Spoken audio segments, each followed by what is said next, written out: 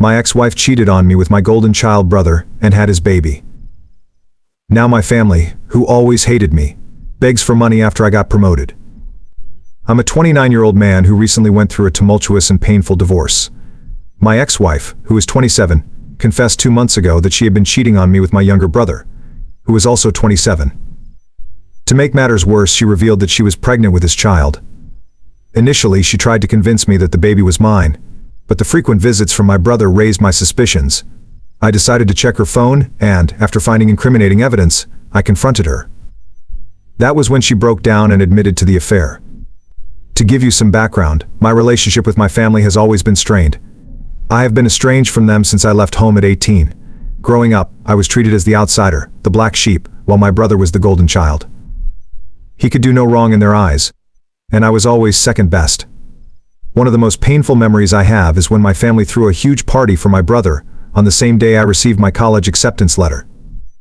That was the final straw for me, and I decided to cut ties with them for good. I put myself through college with student loans and part-time jobs. After graduating, I shared a tiny apartment with a friend to save money. During this time, I didn't have any contact with my parents or my brother. They never reached out to me, and I didn't expect them to. However, last year, out of the blue, my brother contacted me. He said that our parents wanted to reconnect. Despite my reservations and the pain of the past, I agreed to meet them. I thought that maybe things had changed, and I was hopeful that we could mend our relationship. When we met, it was awkward, but they seemed to make an effort to bridge the gap. Encouraged by this, I invited them to my home to meet my wife. That was my first mistake.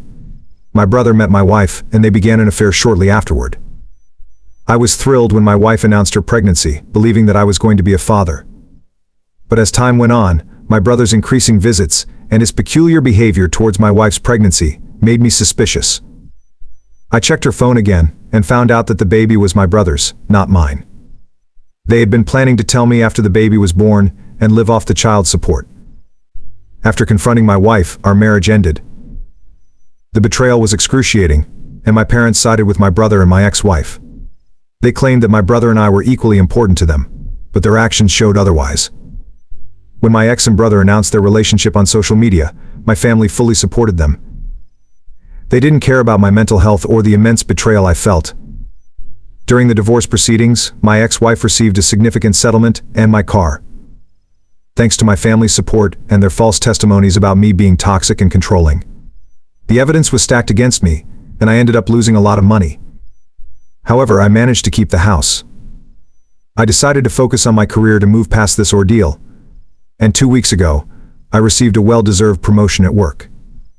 To celebrate, I posted about my promotion on social media. This led to my mother contacting me, asking for a visit. Despite my reservations, I eventually agreed to visit them. When I arrived, I was shocked to see that they had used the settlement money to move into a bigger house to accommodate the new baby. My brother had lost his job, and they were struggling financially. They asked for my help, but I was in such shock and disbelief that I left without saying a word. My parents and brother tried to persuade me to help them again, but I told them to beg on the streets if they were so desperate. It was satisfying to finally stand up to them after all these years. Despite feeling a twinge of guilt for not helping, I reminded myself that they had always abandoned me. I warned my mother to stop pestering me, or I'd involve my lawyers. A few days later, my brother visited me, claiming he felt sorry for my difficult childhood, but said he couldn't help being better than me. He told me to stop holding grudges and to help our parents. I laughed in his face and told him to get a job instead of wasting his time.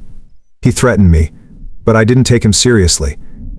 Shortly after, my ex-wife called, asking for help.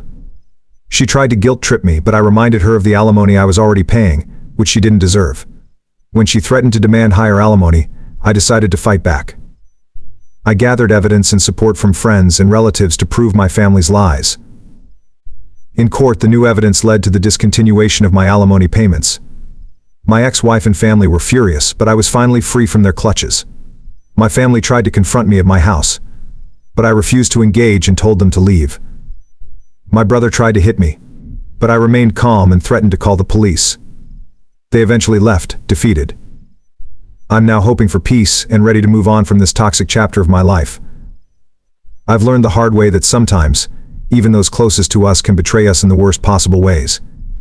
But I've also learned the importance of standing up for myself and not letting others take advantage of me.